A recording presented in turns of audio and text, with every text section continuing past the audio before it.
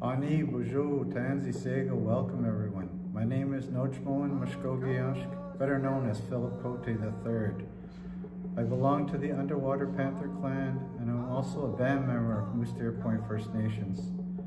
Today, I'm here to share with you a traditional land acknowledgement. ArtworxTO, Toronto's Year of Public Art 2021, and the City of Toronto would like to acknowledge our presence on the land that has been the traditional territory of the Anishinaabe, the Wendat, and the Haudenosaunee peoples since time immemorial.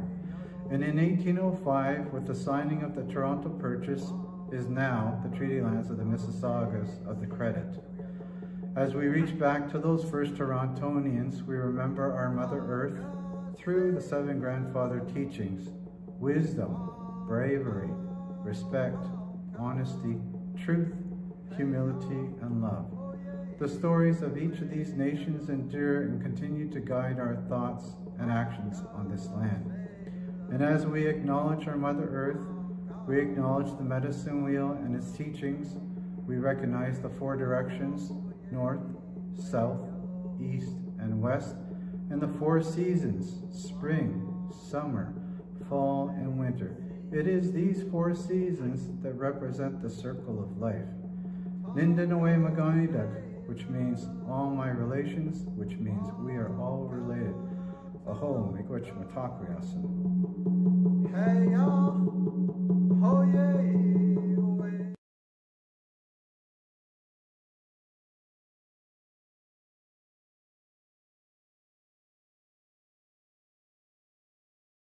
Thank you, Philip.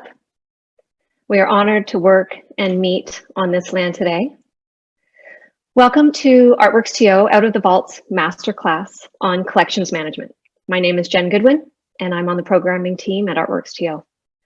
A bit of housekeeping before we get started. The session is being recorded and will be shared on our on-demand section of the website. Please feel free to submit any questions in the chat. I'll offer a touch of context about what we're doing today, as well as Rebecca Carbon, my colleague, will as well.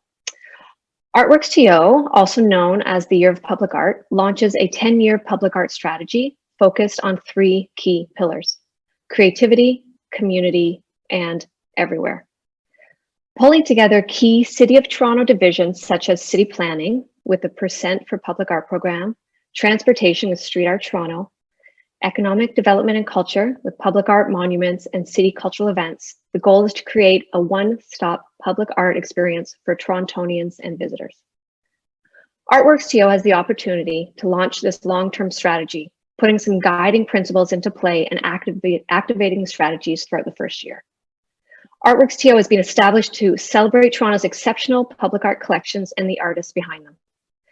Also to make valuable contributions to public art in the City of Toronto by creating opportunities for new work, new voices and artists, and create awareness and to celebrate what we have in the city already in terms of artists and artworks, as well as to create opportunities for the public to engage with art across the city.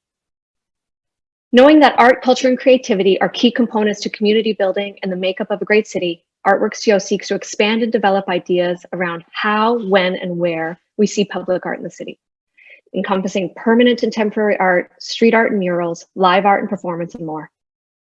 One of the programs in ArtworxTO is the ArtworxTO Hubs program. This program focuses on 7 exhibitions across the city, working with next generation of rising curators, creators, collectives, and artists, amplifying local artistic voices, ideas, and concerns in public spaces. We will find these hubs in malls, transit centers, parks, and galleries. The Hubs program is created to support and empower creative communities and art that is around every corner in the city and in everyday spaces citywide. The Out of the Vaults Masterclass program was established as an opportunity for the ArtworxTO Hub Curators to get access to some collections management and best practices information and experience. And we're excited to open up this forum further to more people. I'll let Rebecca tell you more about the program and what is going to take place in the next hour. Thanks, everyone. Rebecca. Thanks, Jen, and thanks everyone for joining us today. Thank you to our ArtworxTO emerging curators for the work you've done so far on your Hubs exhibitions. These hubs will be the central nervous system of the citywide art program that Jen's just described, and you're and the work you're doing in telling the story of the role of art in this city is really important. Thank you also to our institutional curators who have worked with us so collaboratively in developing this program. And thank you to our moderator today, who has just an outstanding wealth of knowledge and experience to share with us in this, our third masterclass on best practices in collections management. The Out of the Vaults program has taken a number of forms as we've developed it over the past 15 months in response to an ever-shifting landscape. This iteration of the Out of the Vaults program has been conceived as a professional development opportunity for our emerging curators, an invitation to work with collections as part of their curatorial practice, and to think about the role of public collections in cultural collective narratives.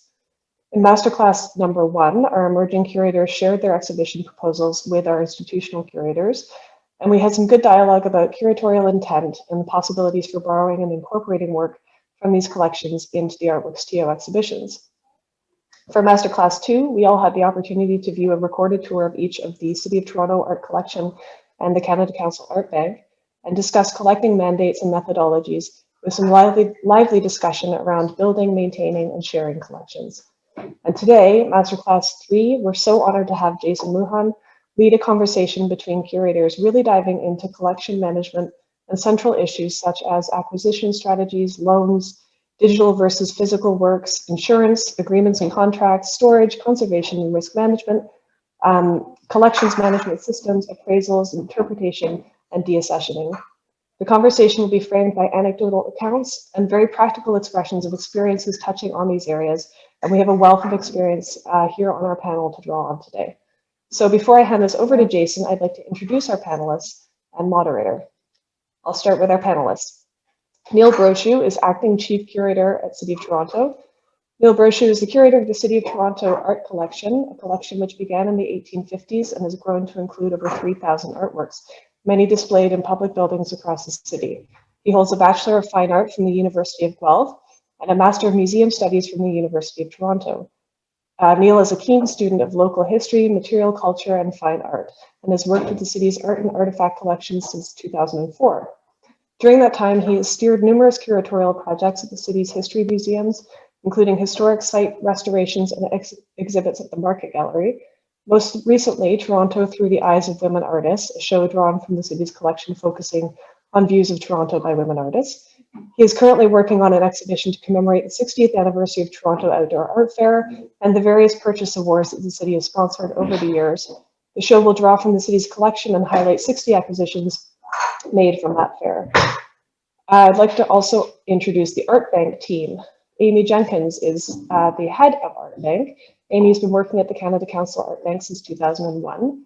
In her current role as the head of the Art Bank, Amy manages the Art Bank's operations and the delivery of its programs, including the art rental program, exhibitions and outreach activities, loans to galleries and museums. In 2016, Amy took a leave of absence to assume the role of Chief Strategic Initiatives at the National Gallery of Canada.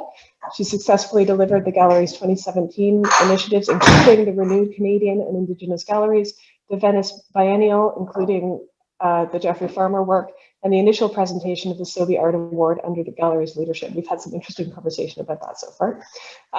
Martha Young is Operations and Marketing Coordinator. Martha Young joined the Art Bank team in 1998, first as an administrative assistant and later moving into her role as the Operations and Marketing Coordinator. She's responsible for coordinating content for the Art Bank's website and social media platforms, special projects and events at the Art Bank, and the logistics for the Art Bank facility and operations. She supports the head of the Art Bank in planning and reporting, as well as supporting her colleagues in delivering the art rental and exhibitions and outreach programs. Nancy Smith is Exhibitions and Outreach Assistant. Nancy Smith joined the Art Bank in 2001 as an administrative assistant and later moved into the role of Exhibitions and Outreach Assistant with the Canada Council Art Bank. She holds a bachelor's degree from Carleton University and a professional specialization certificate in collections management from the University of Victoria. She administers the loan program that allows Canadian galleries, museums, and other cultural institutions to borrow artworks for group and solo exhibitions. Other responsibilities include supporting the head of the Art Bank and delivering the Exhibitions and Outreach program, including the Adjigamo exhibition space and partnerships with external stakeholders. And now our moderator, Jason Lujan. Jason Lujan is originally from Marfa, Texas. which is just a legendary place in my mind anyway. He brings the experience of a 20-year career as an arts administrator in New York City, managing departments with the Dia Foundation, Museum of Modern Art, Frick Museum, Park Avenue Armory, and Metropolitan Museum of Art, as well as assisting with runway fashion installations for Chanel, Marc Jacobs, Y3, and Rihanna times Puma.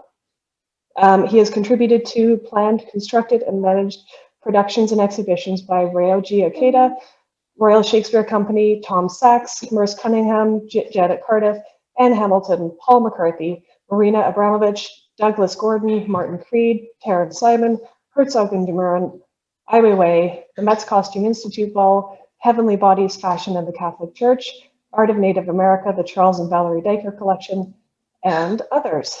Jason is a practicing artist whose current work is about cultural leveling, the process by which cultures approach each other as a result of travel and communication, and can also refer to the process by which culture is exported and diffused into other nations and communities, and later homogenized, largely utilizing cultural, commercial, and political design rooted in Asia and North America. His work focuses on the exchange of ideas, meanings, and values, and questioning the concepts of authorship and authenticity. I have had so much to think about out of the previous sessions, and I'm especially looking forward to our conversation today. And so I'm going to hand it over to Jason. Thank you, Rebecca. Just to reiterate, we'll be accepting questions for this meet in the chat. And of course, I think there's a YouTube chat as well. So you are free to submit questions anytime during this conversation, and during the Q&A period, I will go through and I will aggregate some of these questions and put them to the group. So everyone, thank you for coming. Welcome to all of this prestigious panel. I was really excited to see the names here. Toronto has such a rich history as an international hub for art. Ideas come in, ideas leave. And I think I just want to open it up to everybody initially with, we have so much to cover in such a short period of time. What is the most urgent thing that you want to communicate at this point now, and then we can see where this goes from here.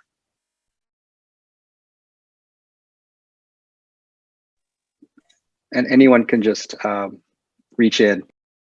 Well, I don't know if it's urgent, but I think, in practical terms, as an emerging curator, what are the things that that you need to know coming into these experiences that you may not have a lot of experience with or knowledge about. So, when Rebecca was talking about physical versus online exhibitions, what is the difference between, the complexities of a physical exhibition relative to an online exhibition? What are some of the different challenges that you might deal with? Insurance, particularly if a work is, circulating within Canada or circulating internationally, what might be some of the practical aspects of that? I think appraisals, some of the things that, some of the larger issues that we deal with, but then I think also some of the things that we think are going to go smoothly and then take a really long time or have a set of complexities that you haven't anticipated. So, that's sort of my perspective from the top.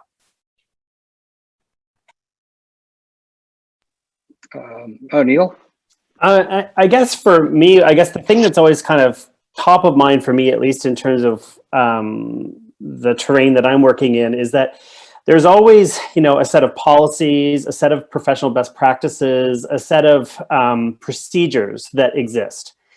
And those kind of, they're kind of your baseline. But then as I think, a professional working in this sector, it's really then important to, I think I talked about this a bit last time, about the importance of diplomacy skills and negotiation. So you have this kind of overarching structure that you're working within, but every situation is unique. And I think, to further what Amy was saying, that there's always unexpected things that come up, and your ability to respond to those effectively and to come up with solutions. And I think this is where really the creative part comes through often. It's okay, there's the selecting the artworks to curate a show, but where the other part of the creativity comes in is how can we negotiate the best outcome for everyone? And that's something that's always, I think, a kind of a foregrounded concern for me, and it's something that I always feel like I'm in a position of negotiating, and how can we make everyone happy, more or less, or can we make everyone happy is maybe the other question. But I guess for me, that's something that I feel impacts all areas of my work. Thank you. There's both of you, just Amy and Neil, made some really good points that I'll circle back around to later after Nancy, Jen, or Martha contribute something. Yeah, Nancy. What I would just add to what Neil and Amy has said is that, you know, when you're working on exhibitions, that there's always the best laid plans, but that sometimes you just have to find some creative solutions for things that pop up that maybe you weren't expecting. And I think that's part of the fun, actually, of working on exhibitions, is just solving these problems that pop up along the way. And each exhibition, there always is a little surprise. So just, you know, rolling with the punches and coming out with the best solution possible. Okay. So it sounds like overall what we have is a structure where we have policies in place and recipes, but it also sounds like a large part of this relies largely on one's individual instinct on how to navigate these things. Do you have any kind of anecdotes or advice on what kind of tools can a person develop if you don't have 10, 20 years of experience to develop this instinct? How can we jumpstart those kinds of, that kind of thinking for curatorial practices?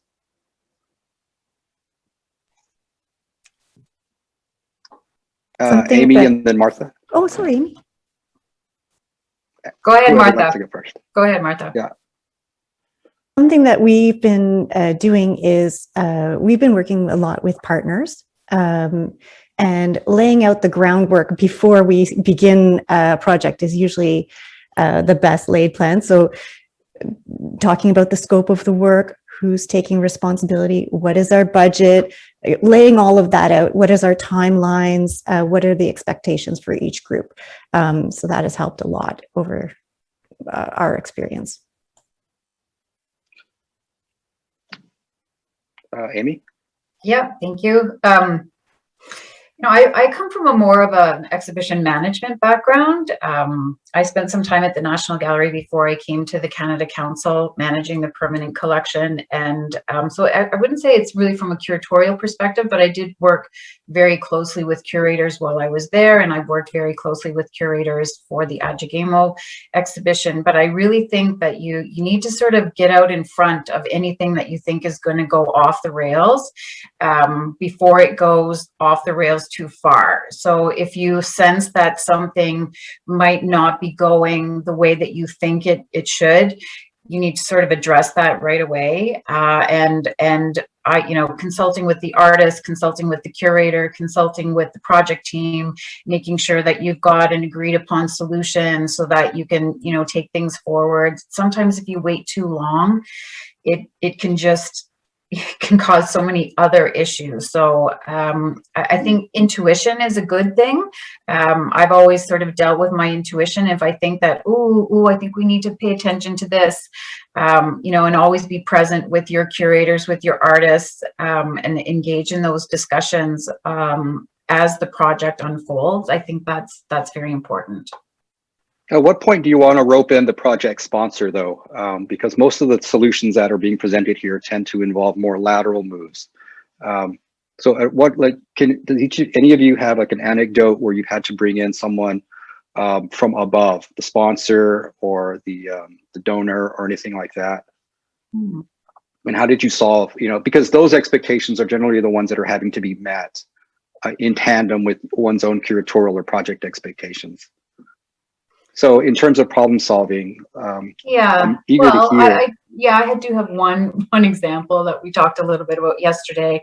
So we're responsible for programming the Adjagamo space at the Canada Council for the Arts, and we were working with an invited curator who was going to feature you know, 3 different artists over the course of, you know, a 3-month period, one artist per month. And we were working with a performance artist for one of the 3 months. And initially he wanted to have a performance piece in the space. And, you know, just to give you some context about Adjugamo, it's in the lobby space of the office building where the Canada Council is. So it's not a traditional gallery. It's really more of a lobby. So it's a very publicly accessible space. So the artist wanted to recreate Wayne Gretzky's bachelor party. That's what it was, Wayne Gretzky's bachelor party. And at the bachelor party, there was a cake where 3 women jumped out of the cake. And so, you know, I and the project team had to take this forward to, you know, everyone within the Canada Council and the property manager to say, is this something that, you know, we'd like to do? So, you know, I think, as Neil said, that was a negotiation. It was this negotiation between the Canada Council and Morgard and the curator and the artist. And in the end, he videotaped the performance as opposed to actually performing it, which in the end worked out better because it played throughout his month-long exhibition. So it was documented and recorded, but it was difficult to navigate, I would say. Oh, interesting. I would just say, just going back to that idea about negotiation, and oddly, there's actually a course I did when I was at U of T. This was 20 years ago, and it was a museum administration course, or I can't remember what the title of the course was, but there was a whole unit on collective bargaining and negotiation techniques. So we actually looked at what are approaches to negotiating and how do you actually negotiate? So for, to the question about how can young curators learn, I mean, some of it is intuition as you spend years working in this, but there are actually written down approaches to how you negotiate. So when you enter into a negotiation for someone, you need to kind of create a hierarchy of what are the things on the table, what can you give up and what can you not give up, right? So there's actually, before it's actually not, that aspect isn't really intuitive. So what can I budge on and what can I not budge on? And then maybe there's also a revisiting down the road. So you need to kind of, before you enter into any negotiation, really understand the terrain, understand where's the give and take, where can that happen, and where can that really not happen. So where's the kind of the no-go, and then how do you approach that negotiation? So what do you put on the table first? There's all sorts of strategies involved in this. So if people are interested in doing a bit of book learning on that, there are, I'm sure there's people who have careers in looking at approaches to negotiation, but it is actually a thing. I found it actually, oddly, of the things that I did in school, something that I do often think back to, that as much as this is an intuitive exercise, there are actually things I need to consider before I enter into those kinds of conversations and actually be prepared. Yeah, I think one of the strengths I found in these is that you need to learn to speak to different groups differently. That sounds redundant, but you don't speak to labor the same way you speak to artists, the same way you speak to donors, the same way you speak to other stakeholders. Is there any other last bit of advice that you have to give in terms of collections management for negotiating and maybe enlarging and expanding the circle or gaining interest in your collections, and maybe bringing in the projects and supporting the projects that you want to undertake? This is open to whoever would like to answer first. I think maybe just even expanding on what you were saying, Jason, about different approaches to different either communities or groups, and I think that's part of your research and part of your preparation, is to understand how do I approach this, and am I doing it correctly? And sometimes that's research you can do on your own, and sometimes you have to reach out to other colleagues. Again, that's something that as you spend more time in the field, you have more people that you can phone up and say, I'm experiencing this. I understand you worked with this person or this issue. Do you have any advice? So I would also say, like, don't create a silo for yourself. Reach out as much as possible. Martha or Amy? You phone people, right? You don't? Do you send them text messages? No. Okay. You still pick up the phone. Good. I think it's important. I think we should make that explicit. Amy, you have your mic on? And email, some conversations are not appropriate for email. So the phone conversation, there is that hierarchy of, yes, when to text, when do you phone, when do you email, when do you say, can we meet for coffee? You know, Right. all those kinds of things. And there is a hierarchy of types of meetings with types of people. What's appropriate to what? A really sensitive one is coffee in a park where no one can hear. Just putting that out there. I've yet to have one of those. Coffee on the roof is actually, I think, my version of that. Okay, so we talked about like some of the more general negotiating parts of collections management. In your opinion, when is the best time for evaluating and auditing a collection with the aim of trying to create initiating a kind of diversification in these collections? I think a lot of people who work in collections management operate off of a kind of memory knowledge or institutional knowledge. Everyone just kind of knows what's there. But under formal procedures, what are your experience with that? And what were these outcomes that you may have had? Martha, can I ask you that question?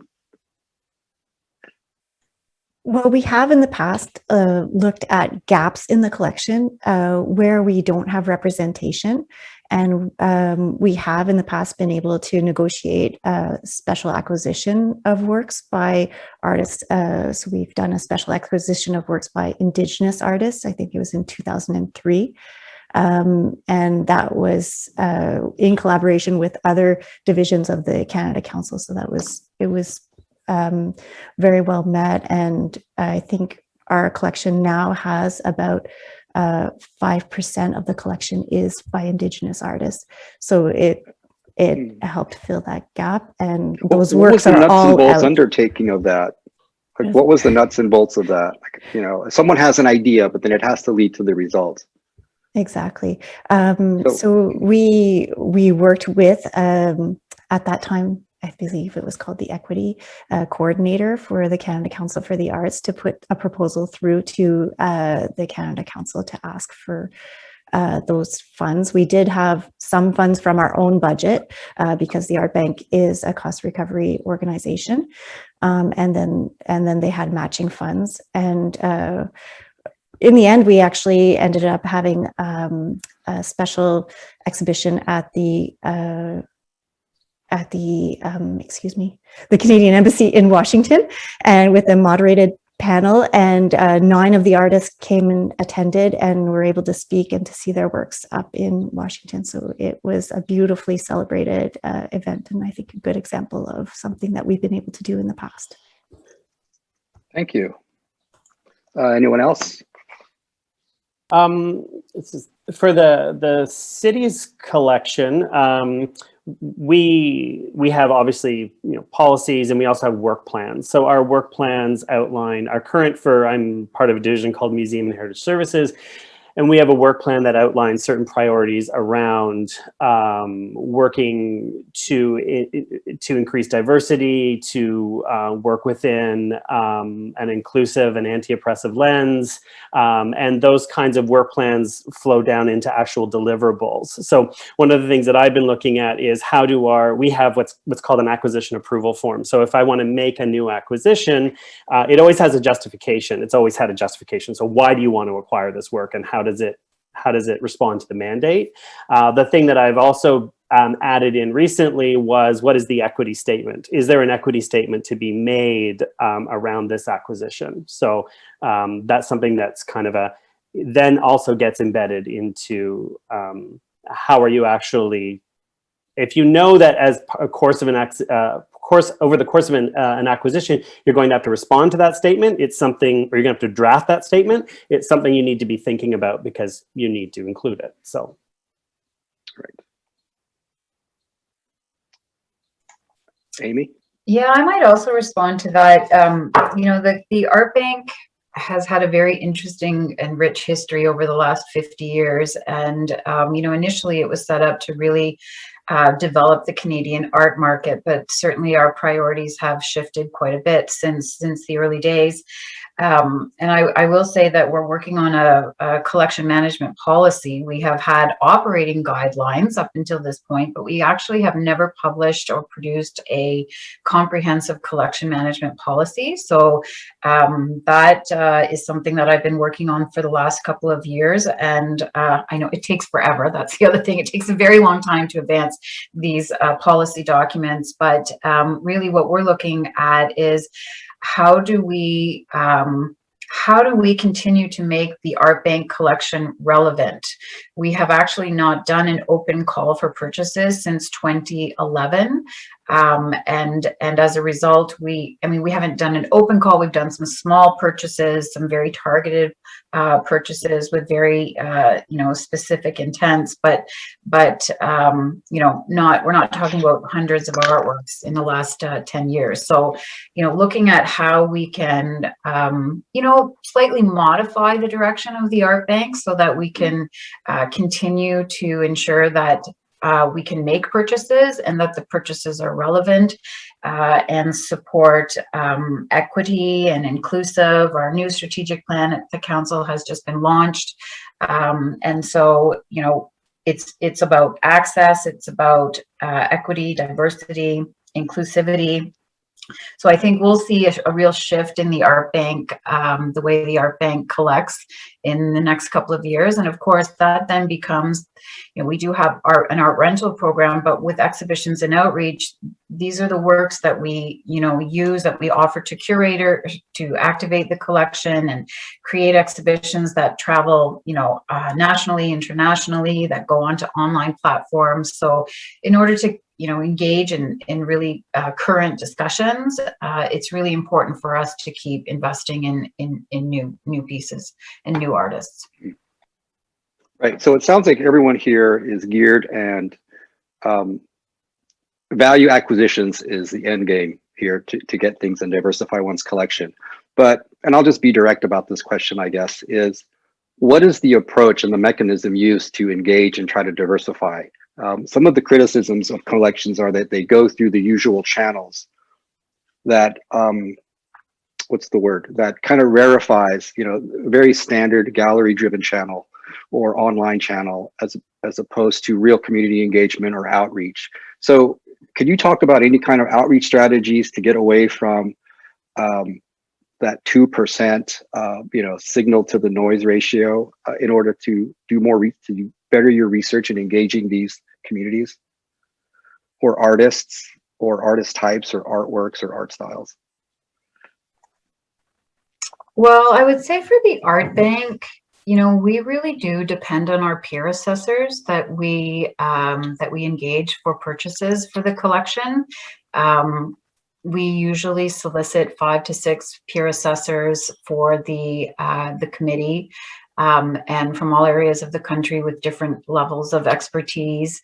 And so I think that's where we really have an opportunity, is to rely on the peer assessors to, you know, help us, you know, identify the pieces that are being submitted. We do open calls. We don't ask artists to submit, like we don't pull them from the community, but we have this broad open call. So it really depends on what is proposed to the art bank. But, you know, typically we have over 2,000 submissions for a purchase of about 100 artworks. So really, when you have that big of a pool to start with, it's really the work of the peer assessment committee to narrow that down and make sure that the works are relevant for the collection. So from our perspective, I would say that that's one of the ways that we do that, and have historically done that.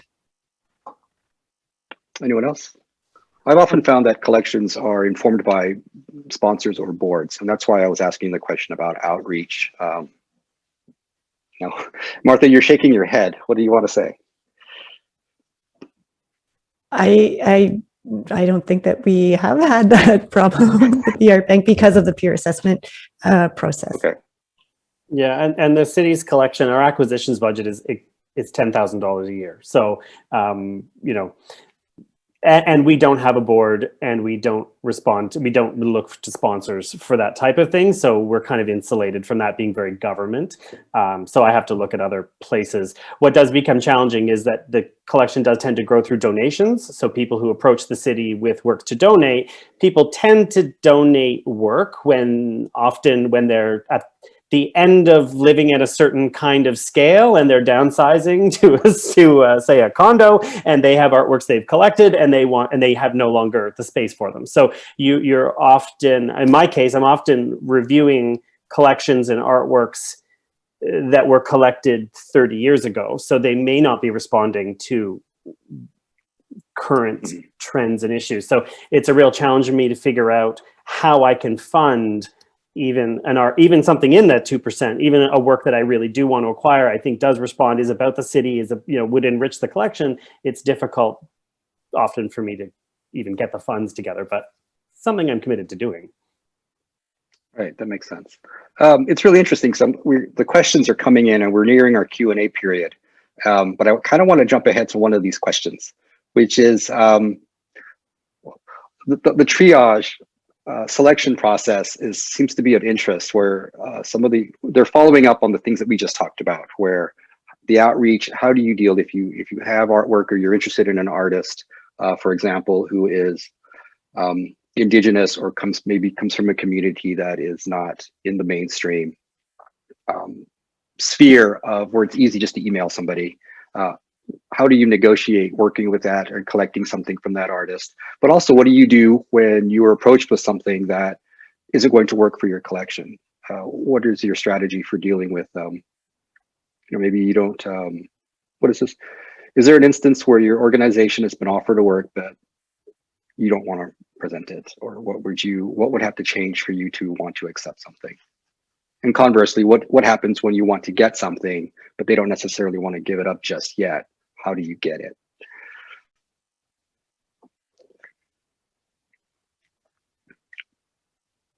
Sure, Martha. So we do have some criteria. So in a open call situation, we would ask for the artwork to be current. So it would be created within the last 5 years. And because our program is our core program is the rental program, it would have to be suitable for an office space. So there's some, and we no longer collect, Amy, maybe you, we no longer collect film and video, but I don't know, like digital, we have to think about how it would be presented in an office space. So we have these criteria that we would make evident at an open call when we make an announcement, some of the areas that we're looking for.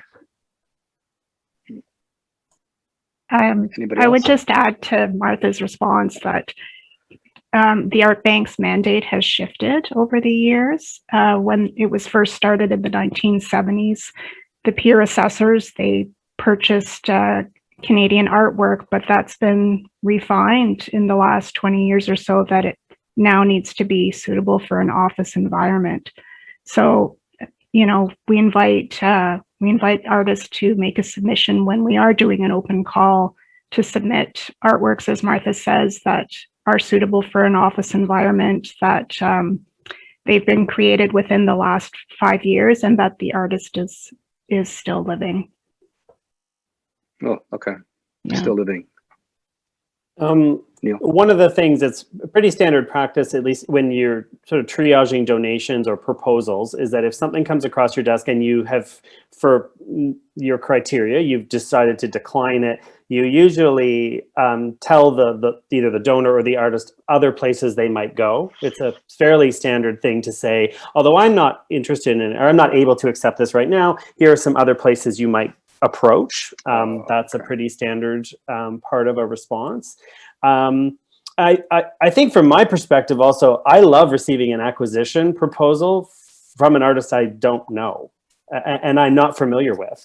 And it's something that does surprise me and something that I go, who is this? You know, and I'm always, because the mandate that I work within is very clear. The work has to be about Toronto, first and foremost. I'm often looking at works by people unknown, particularly maybe unknown artists, that it's often exciting to see something that's stimulating and interesting and will advance the collection from someone you've never heard of before. So that's something I get excited about personally. Right. Yeah, that's true. Oh, I was going somewhere with your anecdote, and now I completely forgot about what I was going to say. Oh, the thing is, one of the things I really like about Canada, coming from New York City, is how accessible everyone is. I can walk up to almost any one of you, or I used to be able to anyway, and I could have a conversation with you, whereas in New York, there's so many layers and barriers between the gatekeepers, is what we refer to them as, and the community of artists who want to participate. All right, so we're into our Q&A. So what I'm going to do here is I'm just going to start shooting some questions out. If you please, you can just respond just by motioning and then turning your mic on. Crosstalk is fine. Crosstalk doesn't bother me as a moderator. So, okay. Are your organizations developing strategies? Oh, I kind of asked this, but let's see what this strategies for outreach development and sharing practices for types of roles that you hold. Oh, great, a twist, such as positions as managers, curators, and operations. So yeah, what kind of career development is in play right now with each of your respective organizations? I'd like to, I can definitely start with that, and it's something that we're very excited about. We participate in, a number of different outreach and exhibitions opportunities every year, and we try very hard to bring new curatorial voices into the collection. And so one of the ways that we do that, we host, or we participate in Doors Open Ottawa every summer. And we've been working with Carleton University actually through their art history program. We've had quite a few, I think at the master's level, yes, but we've had a PhD student in the past, but they work with the collection between January and April, and they curate the exhibition that we install at the Art Bank for Doors Open Ottawa. So it's a great opportunity for them. And in Adjagamo, we also do a call for curators. We usually do open calls with, a theme, and then we solicit proposals. In fact, Jen was selected as a curator for Adjagamo at one point for an amazing exhibition that she curated called Thunderstruck. So, we try to create opportunities for curators to look at the collection and draw from the collection. And for us, that's really, really important. And I would say that, we are open to those types of partnerships and opportunities. We've done this bit of a pilot project with Carleton University, but, we're open to doing that with other organizations, because really it's about ensuring that access to the collection and understanding and promotion of the works and the artists in the collection. So I think that's very important. I think we've done Instagram takeovers as well. We've invited artists to do Instagram takeovers. So, we're always looking for opportunities to bring in new voices, and not just, all of us that manage the collection from day to day. Anyone else? Jen? I guess I could just also say, even within ArtworxTO, the 9 curators that we're working with were brought together through an open call, and sort of for emerging curators with a focus on Indigenous, Black people of color, and emerging being really open to what that means. It's not an age thing; it's more about where you're at in your career as a curator. So really excited that there's 9 new curators guiding us as a producing team as to where we're going with this Hub's program, as an example, through the city point of view. Oh, that's good. Thank you. So I've always understood museum or collections, Kunsthal collections, as organic, living beings almost, made up of objects. Do any of you have any kind of anecdotes about, have you had works in your collections whose value has changed dramatically over a period of time, either in terms of social value, maybe particularly in cultural and social value, Let me scroll back to here. And how does that impact things on your, for example, internal value, the insurance values, considering deaccessioning these kinds of objects? Or do you just hold on to it no matter what? I would say Anyone? that if it's okay to answer, Yeah. the art bank, I think purchased the collection. The total purchase value was maybe 19 million, and I think the value right now is 73 million. So over the years, the art bank collection has gained quite a bit of value. So if that tells you anything for your answer. But what about the object in there that is particularly maybe spoke to a kind of societal norm at the time, but you might hesitate to put on exhibition now? Ooh. Do you have any examples of those kinds of works? Not off the top of your head, but what would you do with those? What's the thought process when you become aware of these kinds of objects in your collection that are no longer part of the dominant narrative or no longer supported by the groups that you're trying to engender to gain support from? One example that I can think of is there's an artwork in the Art Bank's collection. It's an airplane, and the airplane, when you look at the artwork, it almost looks like it's coming down, but it's going to crash. And I remember after 9/11, that artwork it kind of went away for a little bit. So time has passed, and it's probably okay for that artwork to be displayed, in a lobby or an office environment at this point. But it was a bit sensitive, for a bit of time after the 9/11 attacks happened. Because the city has this, such a long history of collecting, there are certainly works that are no longer fashionable, no longer of interest. And in a lot of cases, they are huge, which is another problem. So, for instance, the city acquired, around 1900, they acquired a very, very large Paul Peel painting. It is colossal. It's a bit of a saccharine agricultural scene of a family in a hayfield. And it used to hang in the council chamber in Old City Hall for a very long time. That work is a challenge because at one point, probably 30 years ago was maybe 25 years ago was at the peak of its value. That kind of work is no longer as valuable, maybe culturally and monetarily as it once was. And it's enormous. So I have to, first of all, I don't have a place to currently display it. So I have to pay for it to be in offsite storage, which is not inexpensive. I'm not sure any other institution would be interested in that work right now.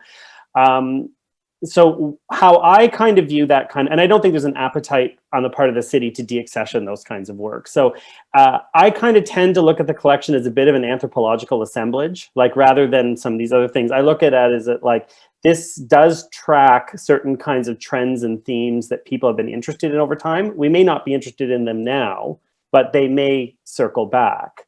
There are certainly works that the city acquired in the 1850s that 50 years ago were not interesting to anyone. There's a very early view of Toronto by a woman artist, Mary Hastings Meyer. No one was interested in that work in the 1960s, whereas now it's considered to be one of our more important works because it's a very early view of Toronto by a woman artist. So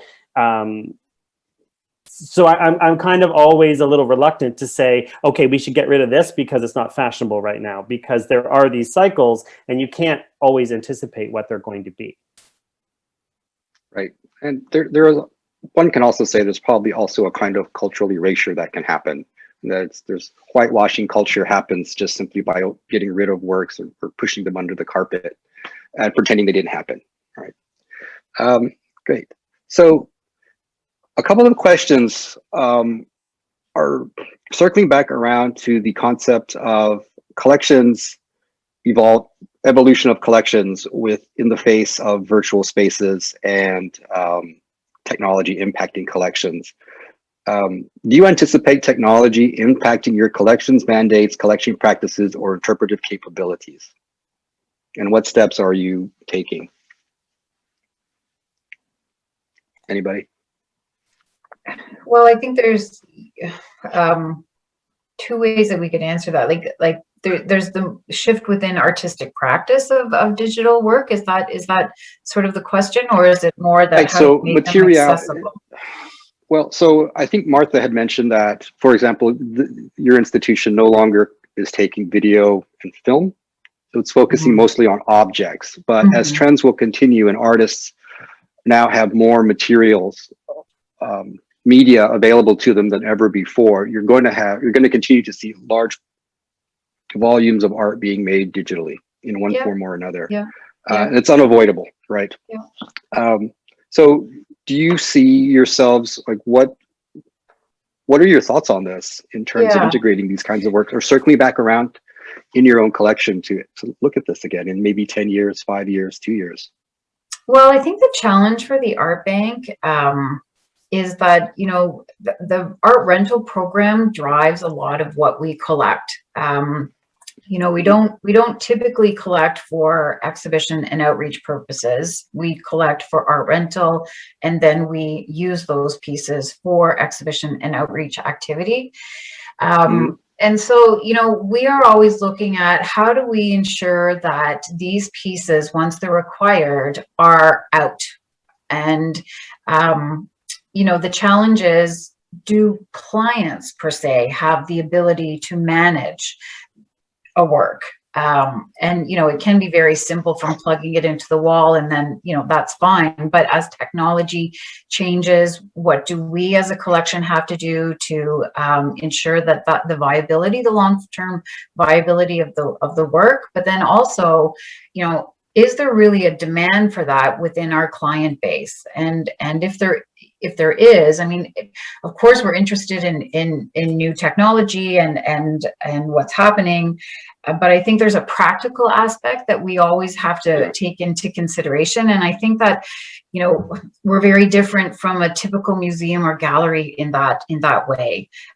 So, and, you know, we always say if an artwork is acquired and it sits at the art bank and doesn't go anywhere, it does a complete disservice to the artist. So that is not our intention. So when we do acquire something, we want to make sure that we have an audience for it, and that it will remain in circulation as much as possible. That's true. I think the changing nature of technology, I mean, the DIA Foundation has rooms full of VHS tapes and DVDs now. VHS tapes that were turned into DVDs, now turned into a certain type of digital file, now turned into another type of digital file. That's right. Like when I was working at the gallery, that was, you know, always part of the conversation, is that, you know, how do we show this work that was acquired 5 or 10 years ago if the technology has changed? And, you know, museums and galleries have mandates and typically budgets for that type of activity to continue to maintain them. But for us, it becomes a bit more challenging over time. I think you were going to. Oh, sorry. And in terms of technology, it's also really important to consider, you know, say if the work was originally created, say like a Kelly Mark work that was originally created to be displayed on a cathode ray television, can that work be presented on a flat screen monitor? Maybe not. Right. So was that original presentation, and can you get a cathode ray television? You might be able to find one. Do you have one? So just because it's a moving image, you really have to consider, was the original platform that moving image was presented on, can it migrate to a different platform, or do you have to somehow figure out how to present it on that?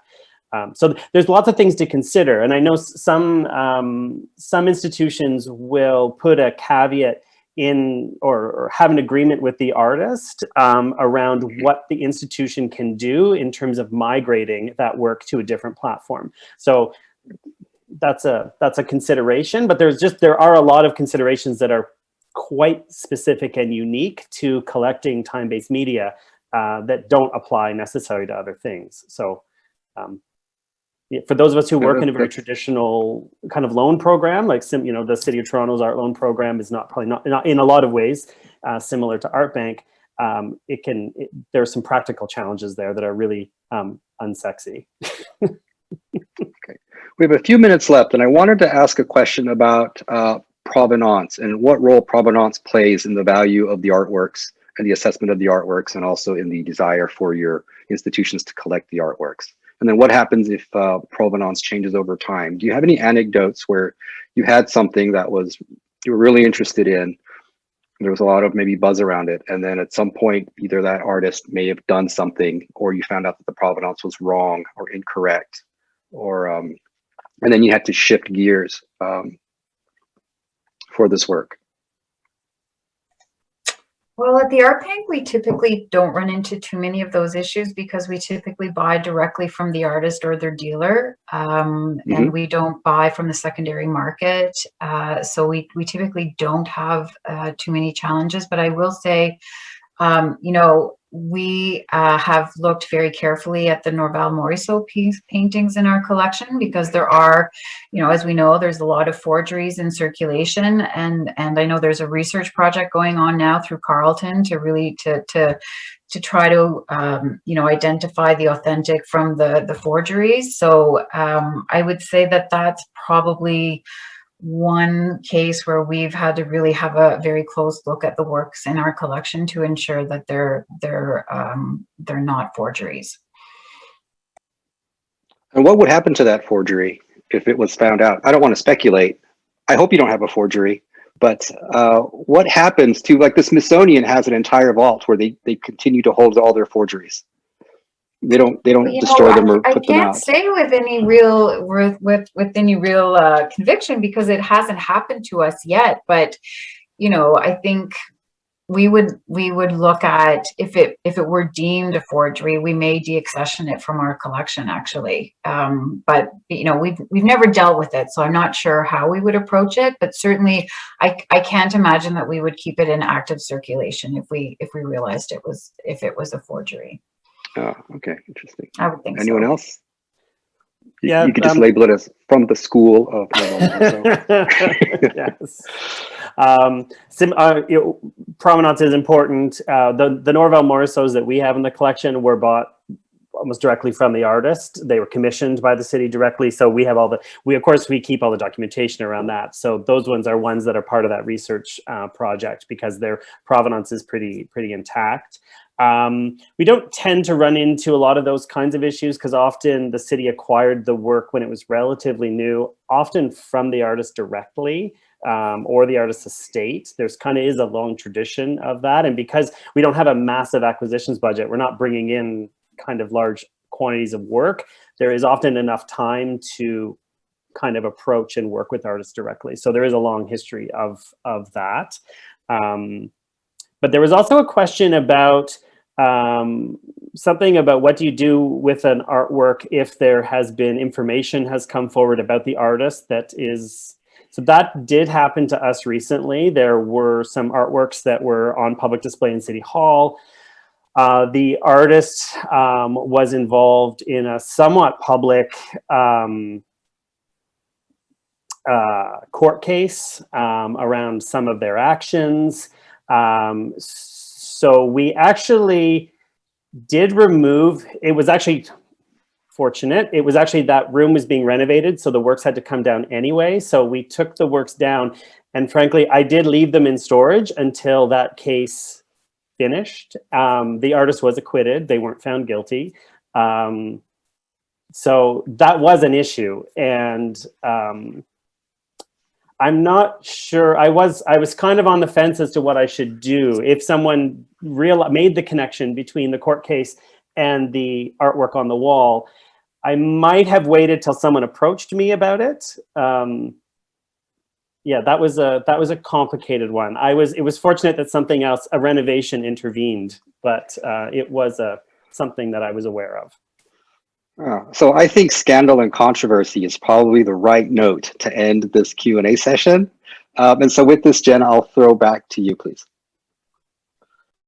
Sure, thanks, Jason. I was thinking something similar, that there could be, the other masterclass, which might go with the, the masterclass one can find now with, Martin Scorsese and whatnot on it, just like, with the curators on negotiation and, behind the scenes information and everything.